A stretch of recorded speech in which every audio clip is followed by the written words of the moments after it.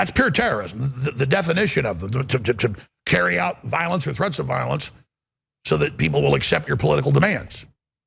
Or programs going, Trump says he's going to ban speech in these peaceful protests, and they don't point out he's talking about burning things down to destroy a company, to then set the precedent to terrorize the next company, the next group.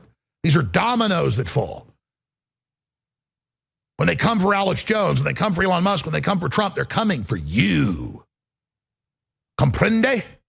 We are the soldiers fighting for you. And I know most of you get that, but do you really get you're in a war?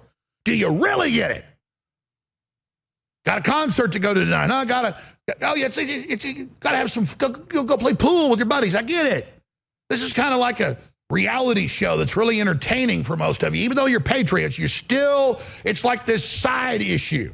This isn't a side issue. If Trump isn't successful stopping World War III and getting the economy stabilized, do you understand what they had planned? Total global collapse, endless dark age, the Great Reset. You understand your entire future is on the line right now. If the enemy is able to collapse things, they'll still themselves be removed from power. They're done financially, culturally, spiritually, physically. Do you understand what you're facing?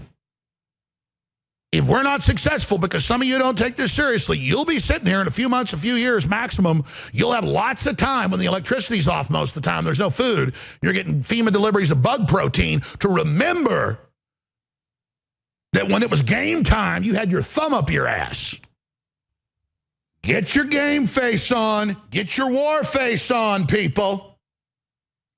We're going with the DNC John Podesta plan. If Trump wins, civil war conditions, violent uprising because civil war, fantasizing about exactly the scenario where the military overtakes Trump and the real federal government and kills him in the White House.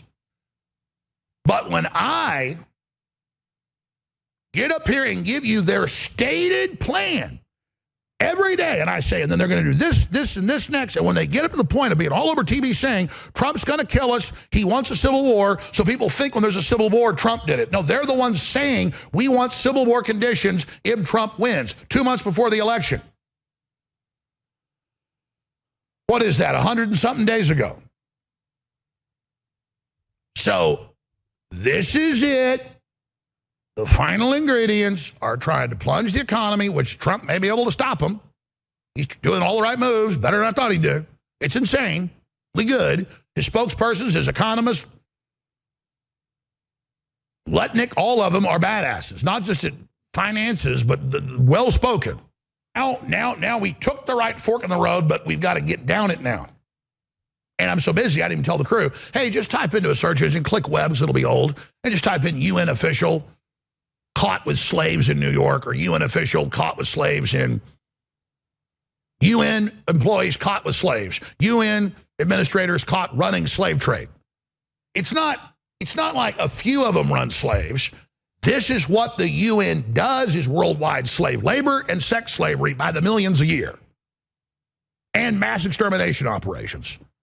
They went to Rwanda, killed a couple million people. They ran that between the Hutus and Tutsis in the early 90s. It's admitted. You hear, oh, the massacre, the genocide in Rwanda.